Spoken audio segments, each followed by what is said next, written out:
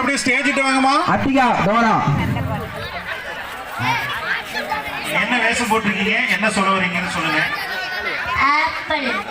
Evening to all. I am apple. Red color. Saucy. Happy Mangal. Thank you.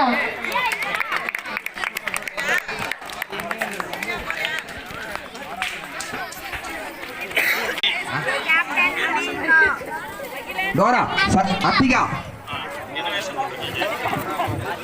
அடுத்தது Tanya carrot Aradhana apple.